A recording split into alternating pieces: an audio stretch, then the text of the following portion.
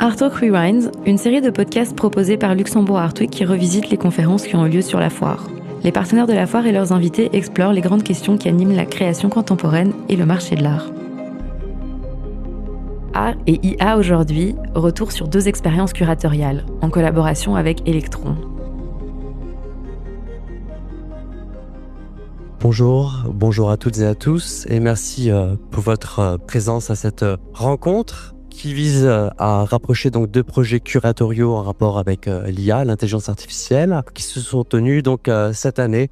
D'un côté donc la plateforme culturelle Electron, sur Alzette, animée donc par Françoise Posse et Vincent Crapon, sur un projet donc qui s'est tenu du 17 mai au 26 juillet 2025 et sur lequel je reviendrai ensuite. Et de l'autre, un projet donc qui s'est tenu au Jeu de Paume, qui s'intitule donc Le Monde selon l'IA, et dont nous accueillons la co-créatrice Ada Ackerman, qui est chargée de recherche, historienne de l'art, et co-curatrice donc aux côtés donc de Alexandre Geffen et d'Antonio Somaini, qui en était le commissaire principal.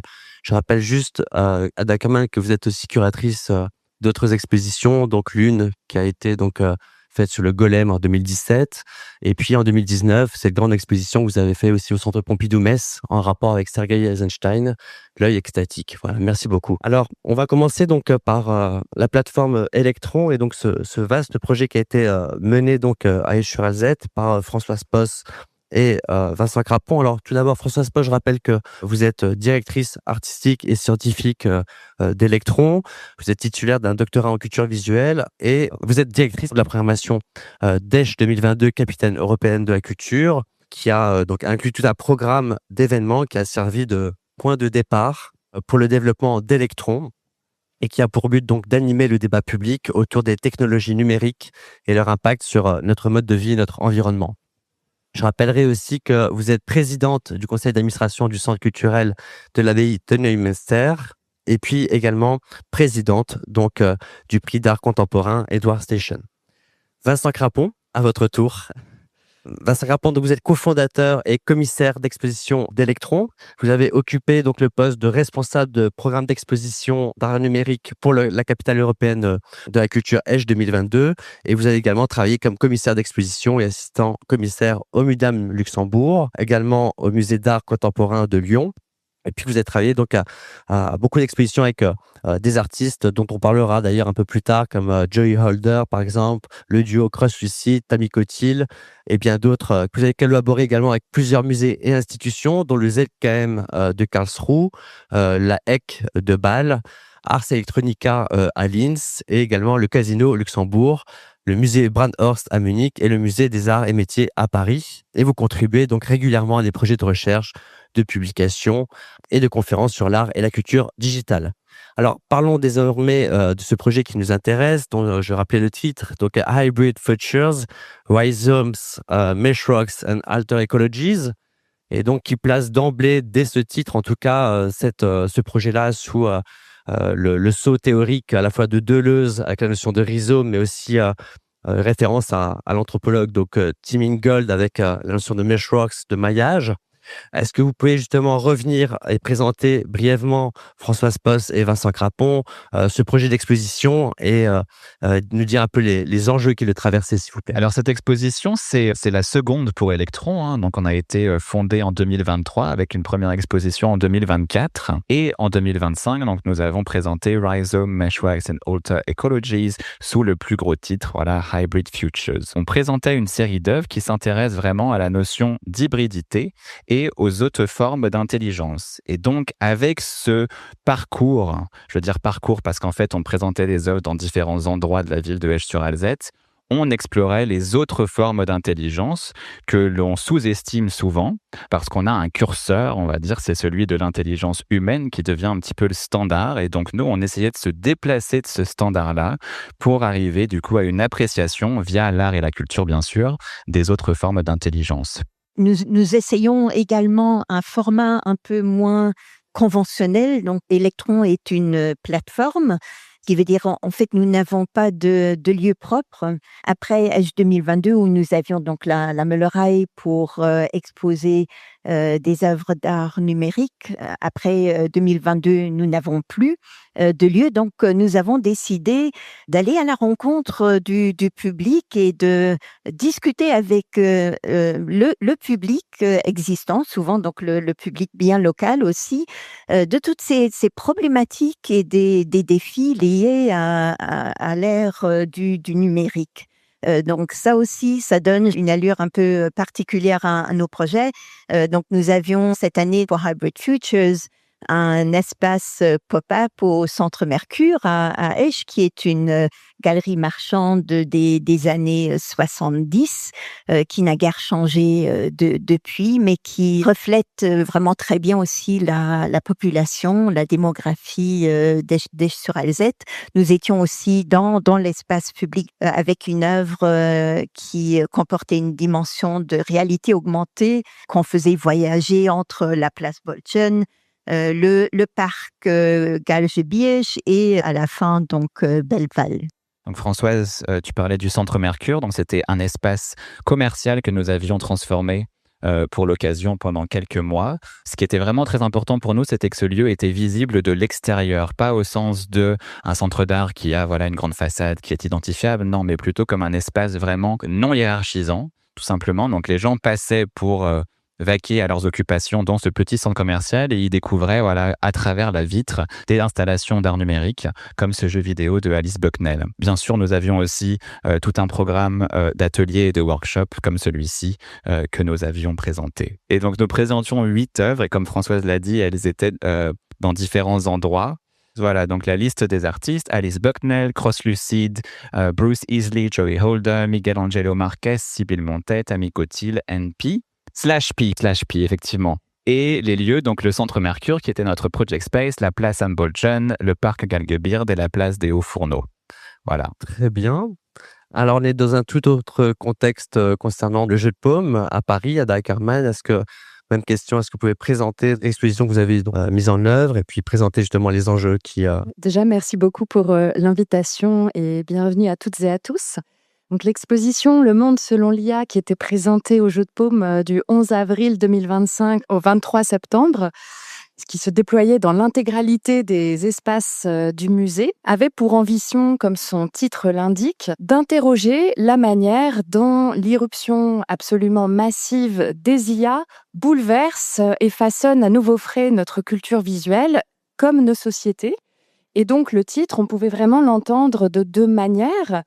Le monde selon l'IA, c'est-à-dire la manière dont les IA transforment, réinterprètent, analysent le monde à partir des données qu'on leur fournit dans leur corpus d'entraînement. Et d'autre part, les mondes que les IA peuvent susciter, peuvent permettre d'imaginer et de créer. Et donc, on a conçu un parcours en 2 grandes parties. La première était dévolue à ce qu'on appelle l'IA analytique, c'est-à-dire tous les systèmes d'IA qui permettent de reconnaître, d'analyser, d'identifier automatiquement des données ou des objets.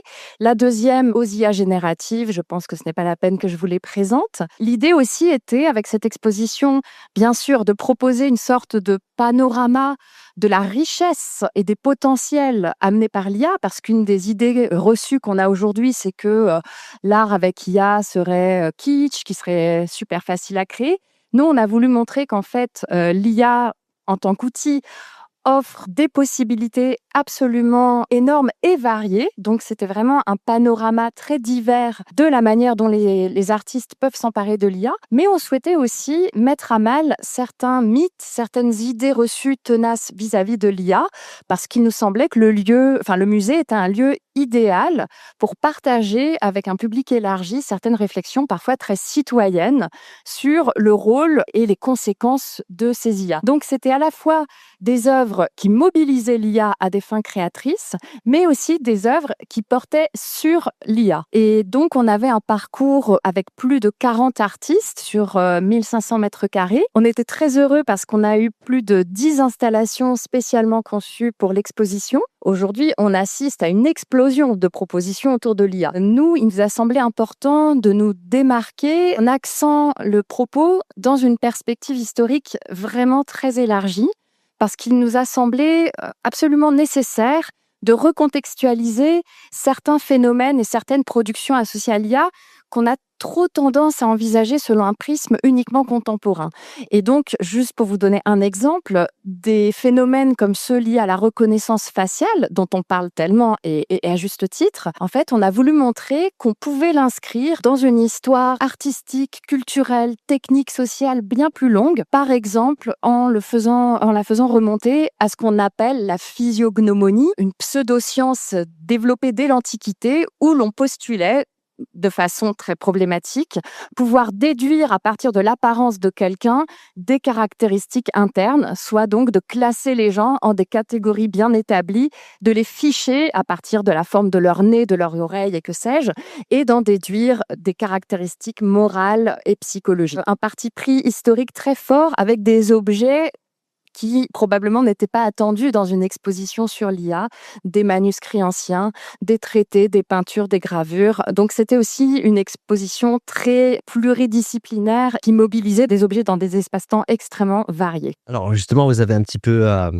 anticipé ma deuxième question que j'adresserai donc à Françoise Posse et à Vincent Crapon. Alors que les événements donc autour de l'IA se multiplient ces derniers temps, comment avez-vous souhaité justement l'aborder dans vos projets respectifs et comment avez-vous voulu vous démarquer des autres propositions existantes? Ce sont des projets maintenant beaucoup plus contenus, disons. Enfin là, je pense où on se rejoint quand même très, très fortement. C'est au niveau de la sensibilisation citoyenne. La question est comment et où parler de l'IA et par quels moyens. Et surtout, donc, pour former des citoyens, citoyennes critiques et avertis pour pouvoir faire les bons choix dans la vie quotidienne. Une de nos réponses est vraiment d'être à hauteur Dieu, disons en street level, donc vraiment avec un seuil d'entrée qu'on essaie de rabaisser de manière à vraiment attirer un public qui souvent ne va pas dans les musées. Le musée, c'est super et c'est cet espace citoyen, mais beaucoup de citoyens ne l'utilisent pas, donc qui passent complètement à côté. C'est ça aussi donc qui a motivé notre décision de s'installer vraiment là où se trouve le public. Côté des œuvres, on peut parler peut-être... Il y en avait 3 que vous vouliez présenter, hein, me semble-t-il. Donc celle de Joy Holder, donc qui est une commande d'électrons et de la Egg Basel, donc Biogenesis de 2025, qui donc consiste en une forme de vie post-humaine dans laquelle les IA donc génèrent des créatures inspirées des fonds marins. Deuxièmement, il y avait donc tout cet ensemble de photographies qui était exposé dans la galerie du Centre Mercure de la série New Farmer de Bruce Isley. Et enfin, un projet aussi important à vos yeux, je crois, Cross Lucy, le duo formé par Cross Lucy, donc Vaster Than Empires, en 2023. Vous vous intéressez non seulement pour ses qualités donc intrinsèques, mais aussi parce qu'il fait l'objet d'une collaboration avec le ministère de la Culture sur un projet de conservation, je crois. Hein. On vous écoute. Tout à fait. Alors, ce qui était vraiment très important et pour lier à la manière dont on parle d'IA dans l'exposition, on en parle vraiment de manière très différente. Donc, on est sur des œuvres qui soit sont de l'IA générative, soit on est sur un composant IA au sein d'une œuvre qui en soi n'est pas générée, mais simplement il y a un composant IA, et aussi des œuvres qui s'intéressent vraiment à la manière dont l'IA est envisagée et pourrait être appliquée, mais sans qu'elle soit véritablement appliquée dans les projets. Voilà. Peut-être que le plus simple pour débuter, ce serait l'œuvre New Farmer, cette série de Bruce Isley, un artiste allemand, qui est présentée donc dans le couloir du Centre Mercure, qui est en fait l'endroit qu'il faut traverser avant d'aller au Project Space. On a 10 de ces panneaux qui sont imprimés en recto verso. Peut-être, François, je peux te laisser présenter la pièce. Oui, donc New Farmer, une œuvre qui a été créée en 22-23, qui est en ce moment beaucoup montrée parce qu'elle traduit beaucoup de préoccupations actuelles, qui a une double critique. Elle se base sur la propagande ou la publicité, disons, qui a été faite autour de la révolution verte, des technologies qui ont transformé en fait l'agriculture. Bruce Easley, donc qui est lui-même un jardinier, que c'est une dimension très très importante d'attachement aussi aux produits et à la terre. Lui, il s'est plongé sur ces documents de propagande, ces petits livrets qui ont été distribués dans les années 50, 60 pour vanter donc les nouvelles technologies.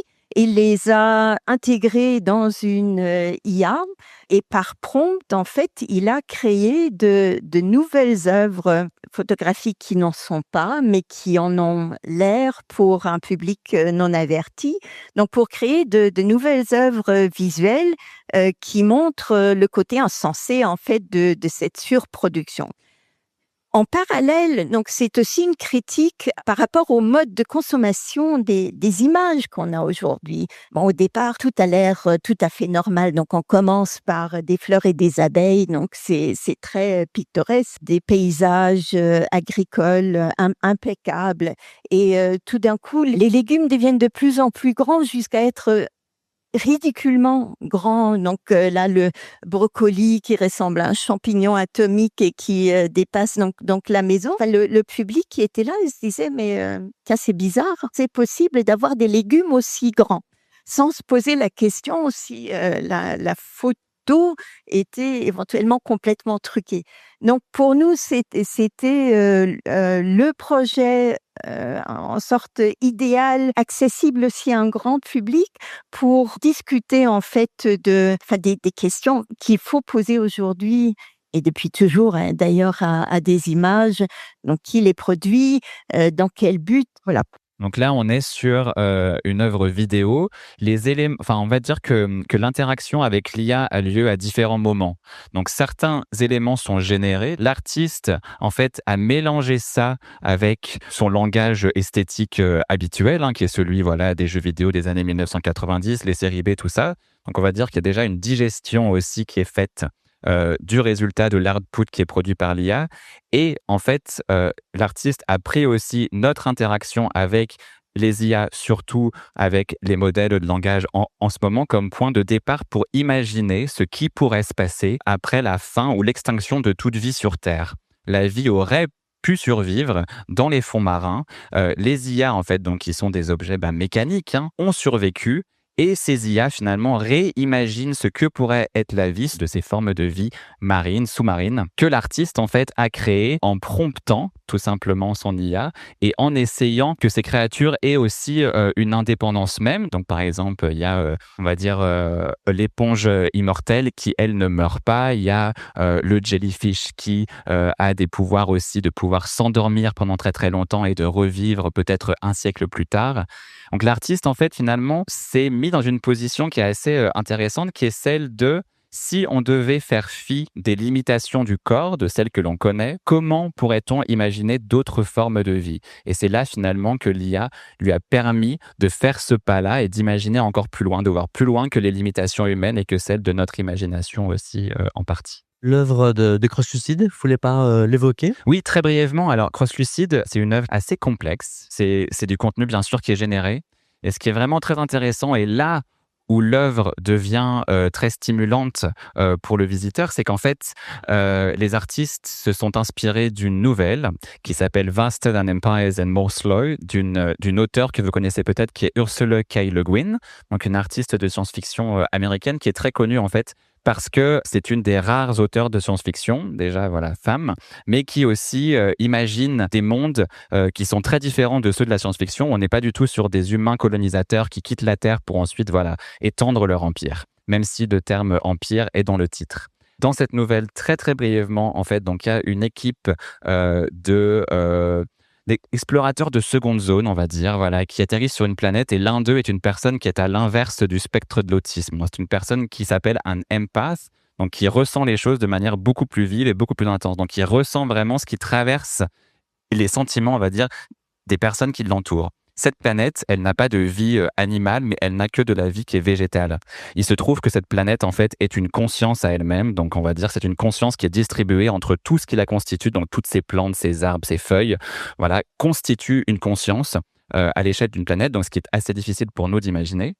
Et cette planète a toujours été seule, elle n'a jamais connu autre chose, elle n'a jamais connu l'altérité. Et finalement, quand ces personnes arrivent, elle a peur, tout simplement. Et donc cette peur, elle se ressent aussi, enfin elle est ressentie par les membres de cette équipe et surtout par cette personne qui est un empath, qui lui se retire et finalement va, on va dire, on ne le sait pas trop dans la nouvelle, mais va embrasser en fait cette planète et cette conscience. Ce que les artistes ont fait, en fait, c'est que ils ont pris cette nouvelle comme point de départ pour imaginer vraiment d'autres formes d'intelligence et envisager l'IA comme un moyen peut-être de pouvoir se défaire de l'anthropocentrisme qui nous habite et qu'on a vraiment du mal aussi à laisser de côté. Et donc, eux, ils ont entraîné un modèle de langage, donc un LLM, avec les descriptions de cette forêt dans le livre de Le Guin.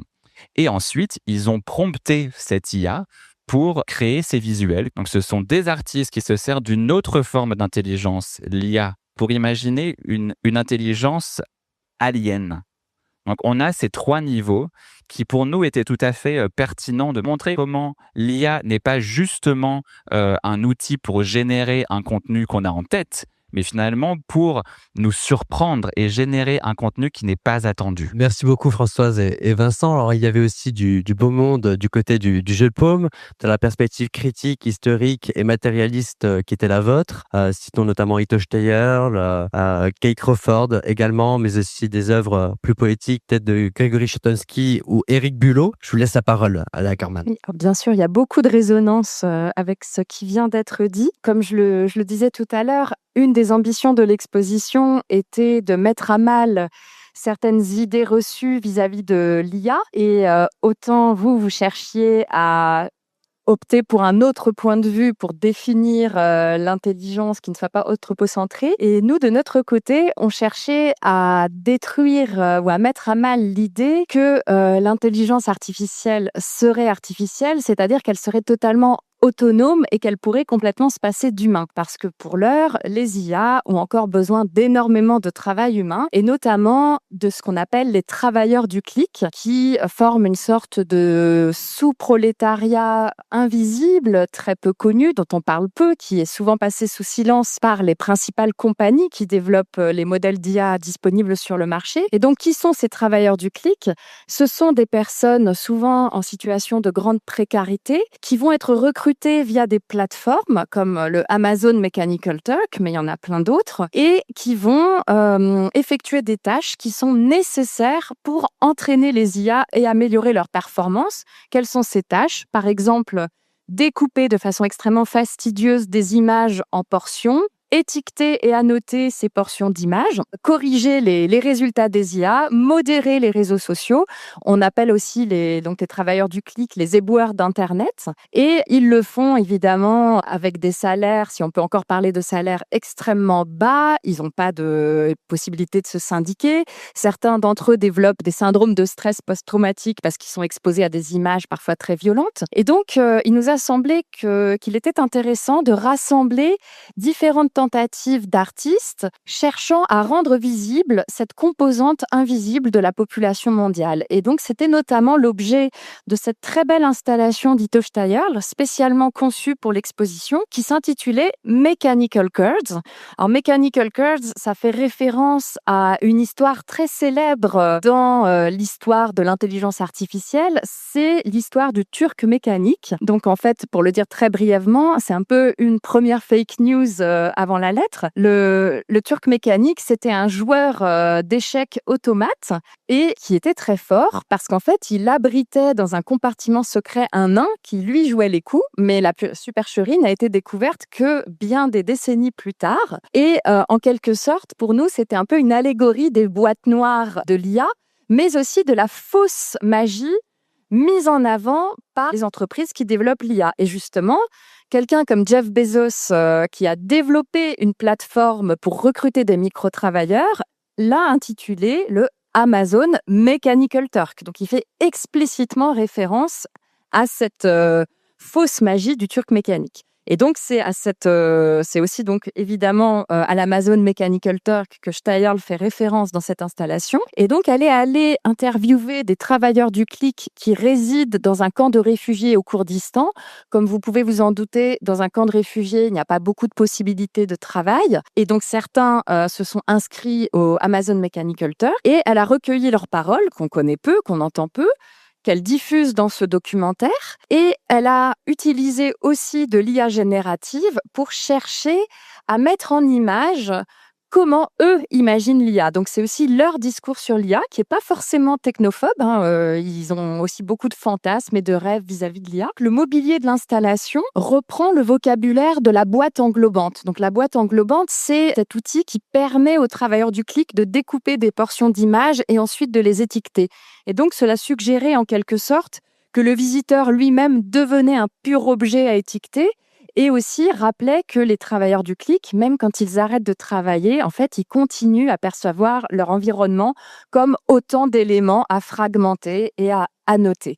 Et donc, c'était vraiment une des pièces qui, selon moi, étaient les plus percutantes dans l'exposition. Dans un tout autre registre, mais toujours dans cette question de visible-invisible, de cette dialectique, on avait le travail d'une jeune artiste, Nof El-Jewazir, parce que dans l'expo, on a vraiment eu à cœur non seulement de mettre en valeur des noms très connus, mais aussi de faire ressortir des noms émergents. Nof El-Jewazir, c'est une artiste qui a moins de 30 ans, qui est américaine. Et en fait, sa famille est originaire d'Irak et d'Arabie Saoudite. Initialement, elle a entrepris une grande recherche concernant les photographies relatives aux régions des origines de sa famille, conservée dans les principaux musées occidentaux. Et quand elle a rassemblé ce corpus photographique, elle a été très frappée par le biais, et j'utilise ce terme à dessein, par le biais exotisant et colonial qu'elle voyait dans la manière dont les personnes étaient décrites, étiquetées. Et ensuite, elle a découvert que quand elle soumettait ces photographies à des systèmes d'IA analytiques, les principaux modèles étaient incapables d'analyser correctement ce qui était représenté. Donc, par exemple, un bédouin était étiqueté comme un militaire ou un minaret était décrit comme un phare. Son travail, Salaf, qui veut dire ancêtre, est une réponse à cette double invisibilisation ou mauvaise visibilité qu'elle a pu constater tout d'abord dans les corpus photographiques, puis dans les corpus d'entraînement des IA. Et donc, ce qu'elle a fait, c'est qu'elle a repris ces photographies qu'elle avait collectées et elle les a retouchées en retirant les silhouettes. Donc, c'était une façon pour elle d'appuyer le trait. Vous ne savez pas nous voir, alors nous nous dérobons à votre regard et nous vous offrons ce vide pour vous inciter à renouveler votre regard. Et donc, c'était une série extrêmement puissante là aussi. Je vous parlais tout à l'heure de cette perspective historique qu'on voulait proposer dans l'exposition et un des moments phares était cette vaste fresque proposée par une chercheuse incontournable sur l'IA. Si la question de l'IA vous intéresse, je ne peux que vous conseiller les travaux de Kate Crawford. Il y a notamment un contre-atlas de l'intelligence artificielle qui est sorti en 2023. Et Kate Crawford, c'est une chercheuse, mais elle travaille régulièrement avec les musées parce qu'elle veut partager son travail avec un nombre élargi. Et donc, c'est une fresque qui s'appelle Calculating Empires, que vous pouvez d'ailleurs télécharger sur le site qui porte le même nom, dans lequel Kate Crawford et le graphiste Vladan Joler ont cherché à retracer plus de 5 siècles d'histoires connectées, qui sont des histoires aussi bien artistiques, culturelles, politiques, sociales, qui ont permis l'aboutissement des IA telles qu'on les connaît. Donc l'idée, c'est vraiment de montrer qu'on ne peut pas comprendre les IA sans remonter vraiment dans le temps, au début de l'ère moderne, lorsque les empires se constituent, et avec des généalogies vraiment surprenantes. Et donc, vous pouvez vraiment y passer des heures, et c'est assez saisissant. C'est aussi selon une perspective transculturelle très large, puisque ça cherche à couvrir idéalement les cultures du monde entier. Dans un registre encore très différent, cette très belle série du cinéaste et enseignant en cinéma Éric Bulot, qui s'intitule Cinéma vivant, où là, Éric Bulot a vraiment travaillé avec les prompts.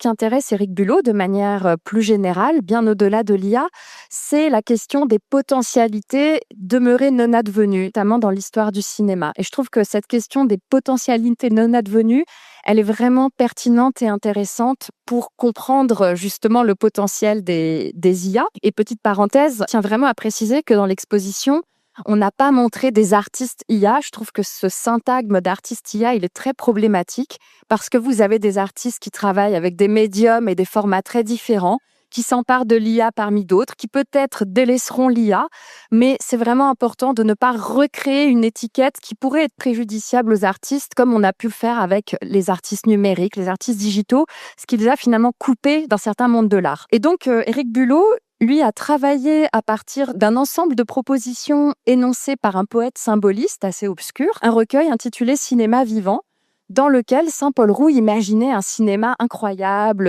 synesthésique, tactile, donc évidemment un cinéma impossible. Et pour Bulot, il a semblé que l'IA était le médium et la technologie le plus à même de permettre de visualiser cette utopie d'un cinéma cristallisé. Bulot, ce qu'il a fait, c'est pas simplement qu'il a donné le texte de Saint-Paul Roux comme un prompt, ça aurait été trop facile. Bulot s'est vraiment transformé en un traducteur, c'est-à-dire qu'il a digéré le texte de Saint-Paul Roux, en ayant en tête quand même certaines caractéristiques techniques, certaines caractéristiques stylistiques qu'il voulait obtenir, et il les a transmises à l'IA de manière à obtenir cette série de photographies, on pourrait discuter que le terme de photographie est encore approprié, qui permettent donc de visualiser cette utopie de Saint-Paul Roux et donc encore une fois de se saisir de ces potentialités restées comme en suspens dans le passé et qu'on peut faire surgir à l'aide de l'IA.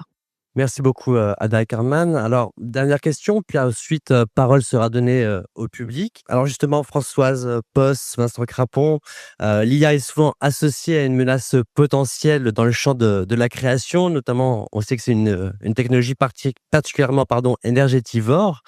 Qu'en pensez-vous? Et d'après vous, quelles sont les modalités selon lesquelles l'IA peut s'avérer au contraire fertile pour la création artistique? Que j'aimerais quand même aussi souligner, c'est le terme d'artiste IA qui est extrêmement problématique. C'est un moyen parmi d'autres qui est à la disposition d'artistes aujourd'hui. L'autre jour, on avait parlé d'une œuvre littéraire, du Glasperlenspiel, donc du jeu de perles de verre de Hermann Hesse, cette connectivité globale.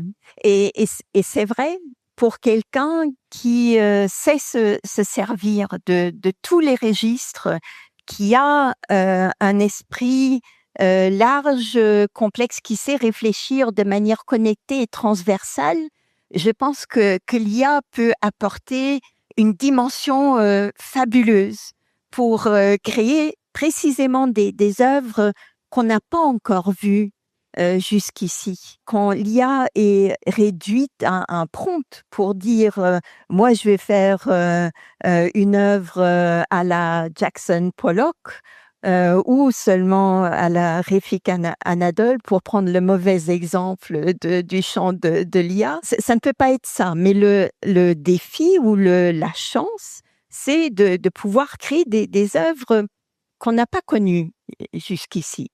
Je pense que le revers de la médaille, quand même, ce sera ce déchet qui est déversé par, je ne sais pas, d'énormes quantités par seconde dans le réservoir dans lequel les IA vont elles-mêmes donc puiser. Peut-être une chose aussi, c'est de transmettre des informations simples aux gens qui souvent en fait sont occultées par la masse d'informations qui vient à nous directement dans nos poches par le biais de nos téléphones. C'est qu'en fait, il y a différents types d'IA, qu'il y a une hégémonie claire des grandes compagnies et des grands modèles, les foundation models. Donc là, je parle de GPT, je parle de tous ceux que l'on connaît et qu'on peut citer comme ça de tête, qu'en fait, il y a des plus petits modèles qui sont possibles, qui sont accessibles, qui ne sont pas très compliqués finalement à prendre en main. Et beaucoup d'artistes commencent maintenant à entraîner leur propre modèle. Donc ça veut dire qu'ils sont maîtres aussi de ce qu'ils donnent à manger à ces entités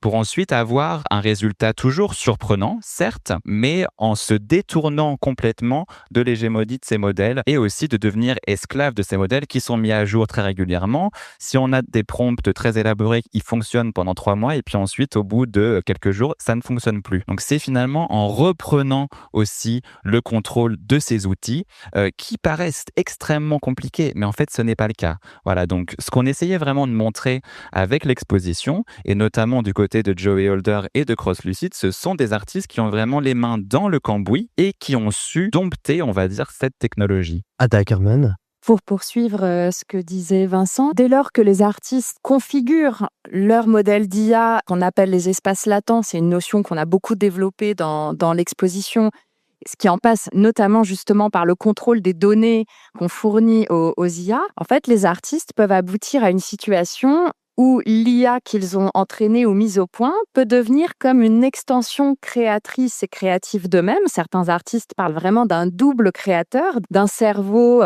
étendu, duplication de leur esprit ou plutôt d'une extension. Vous avez par exemple le cas d'une poétesse mais qui travaille aussi avec les arts visuels qui s'appelle Sasha Styles, qui elle a mis au point sa propre IA qu'elle appelle Technology. Elle l'a entraînée uniquement sur ses textes à elle et sur les textes d'auteurs qu'elle admire.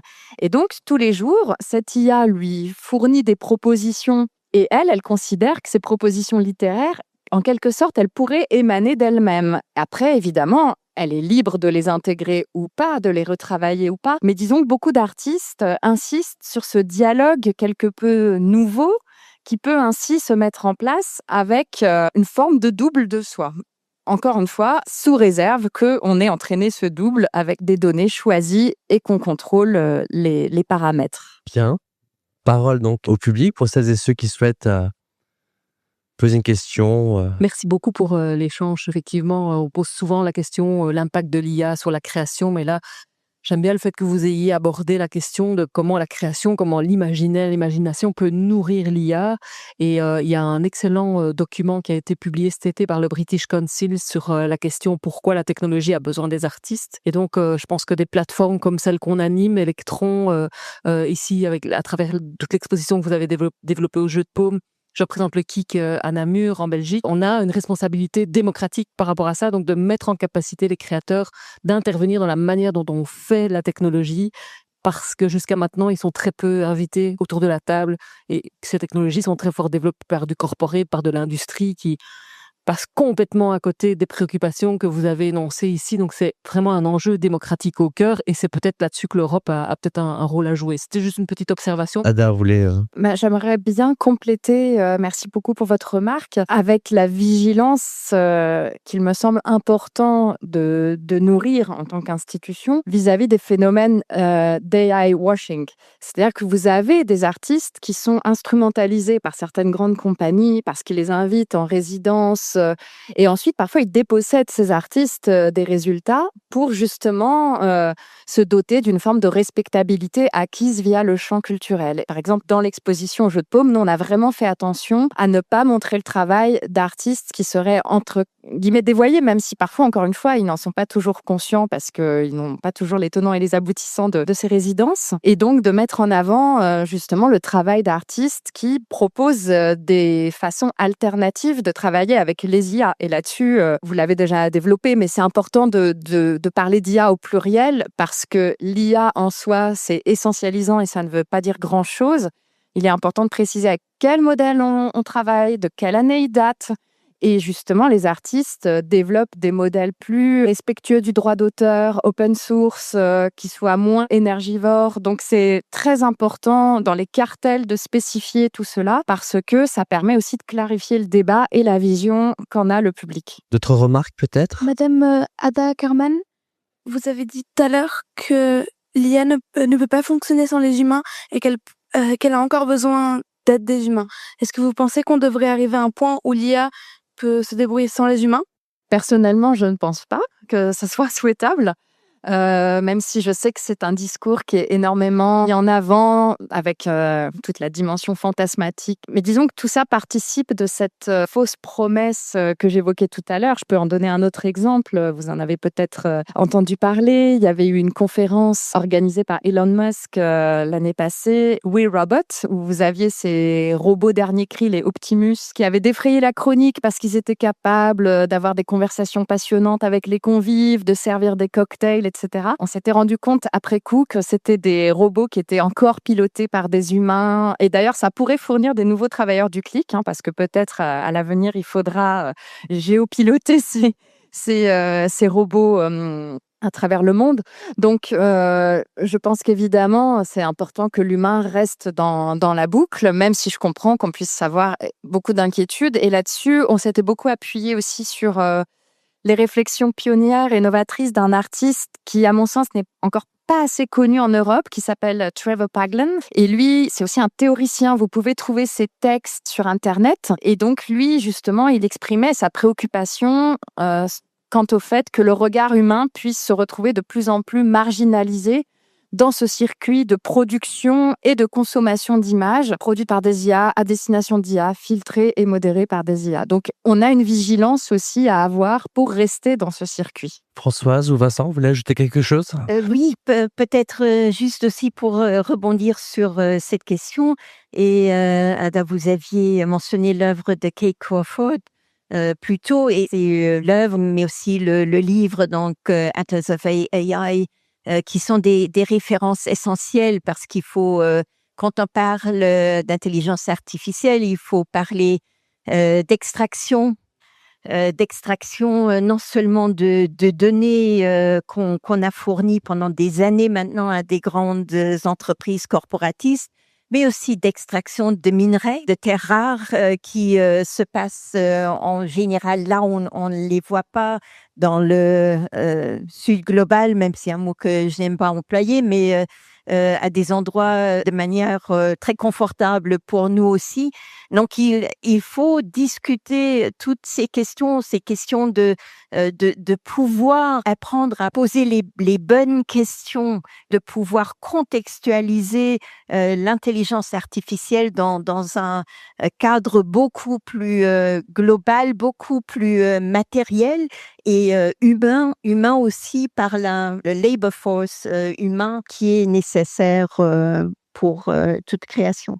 Ces terres rares et toutes ces ressources sont mises à jour par des humains. Il y a donc ce travail humain considérable, et il faut aussi mentionner le devenir des déchets, parce que les IA font partie d'une industrie numérique qui produit énormément de déchets, là encore avec des décharges dans le globe, par exemple au Ghana, et ça a des conséquences très concrètes aussi sur les humains, dont il faut aussi parler, et en parler beaucoup plus que ce ne l'est fait actuellement. Vincent, vous voulez ajouter quelque chose? Peut-être une anecdote très courte sur les travailleurs du clic, qu'en fait, on l'est tous un petit peu déjà. Quand vous faites un achat en ligne où il faut que vous prouviez que vous soyez humain, on vous demande de reconnaître un vélo, une voiture. En fait, voilà, là, vous contribuez à l'entraînement pour les voitures autonomes. Et c'est ce que font les travailleurs du clic toute la journée.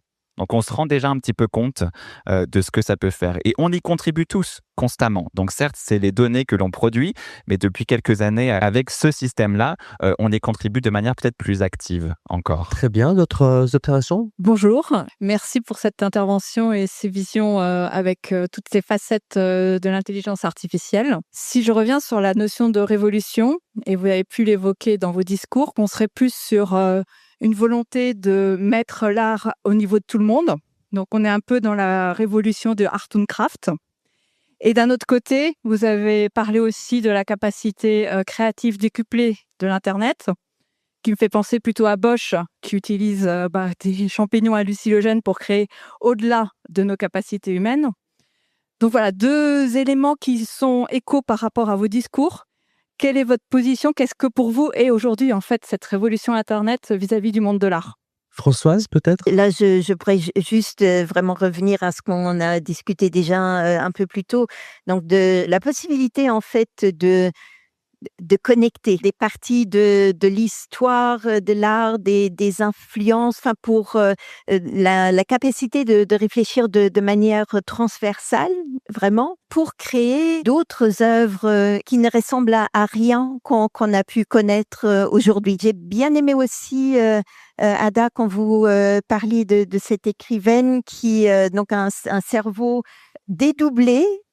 Ça augmente énormément les capacités, mais il faut être absolument au contrôle et maître des données. c'est là aussi où il y a, comme j'ai dit, il y a un revers de la médaille à voir. Pour moi, il me semble qu'il y a plusieurs dimensions et plusieurs points qui constituent cette révolution, ces révolutions. Tout d'abord, avec le basculement vers l'usage massif du prompt, on se retrouve avec une redéfinition des pratiques artistiques où finalement le visuel est un peu relégué puisque maintenant il faut savoir surtout concevoir son prompt et donc maîtriser le langage. Et ça, c'est un basculement assez inédit, ou en tout cas ça peut rejoindre certaines pratiques conceptuelles de l'histoire de l'art où on procédait par protocole, par instruction. Mais pour les artistes d'aujourd'hui et du futur, ça va vraiment poser la question de s'ils ont été formés à l'image, il va falloir aussi qu'ils se forment à la description très précise de ce qu'ils veulent obtenir et donc de cet art littéraire. Ça, c'est une chose. Après, moi, ce qui me paraît être assez incroyable et fascinant, c'est du fait que les IA reposent sur un ensemble de données absolument considérables. Elles reposent du coup sur une partie de la mémoire culturelle de l'humanité qui s'est retrouvée encodée dans les espaces latents. Et donc, ça ouvre une possibilité vertigineuse de dialogue avec les acteurs du passé. Bien sûr, vous me direz, dans l'histoire de l'art, il y a toujours eu de l'inspiration, de l'influence. Un artiste, il n'est pas dans sa tour d'ivoire. Mais là, ça vous ouvre cette possibilité d'aller chercher parfois des auteurs du passé auxquels vous n'aurez peut-être pas pensé et d'hybrider votre travail avec leur voix. Et ça, c'est quelque chose, il me semble, d'assez nouveau dans notre histoire, en tout cas. Peut-être juste une dernière chose, voilà, sur la dimension peut-être esthétique. Alors c'est vrai qu'on voit une nouvelle esthétique qui donc on parlait déjà de l'art post-internet. Là, on peut parler de l'art post-IA. Donc on a ces formes de visuels, voilà, qui sont très inspirants aussi pour les artistes. Et c'est des choses qui se retrouvent même dans des productions qui sont faites sans IA. On a, voilà, cette esthétique, ce langage visuel. Ce qui est vraiment très important de ne pas oublier, et c'est là aussi peut-être qu'il faut se ressaisir, c'est que les grands modèles qu'on nous force presque à utiliser tendent vers une esthétique qui est très uniforme, qui est celle du photoréalisme, clairement. Et c'est là finalement que les choses deviennent extrêmement pauvres et que les artistes souvent, et que nous aussi en tant que citoyens, il faut qu'on se déplace de plus en plus vers les petits modèles que l'on peut entraîner nous-mêmes, ou les petits modèles aussi qui sont entraînés par d'autres mais que l'on peut prendre en main assez facilement pour sortir en fait de cette esthétique qui est extrêmement uniforme. Merci beaucoup en tout cas à Françoise Post et Vincent Crapon pour votre travail, et puis également à Ada Ackerman. Et puis je vous souhaite une belle journée à la Luxembourg Art Week. Merci beaucoup.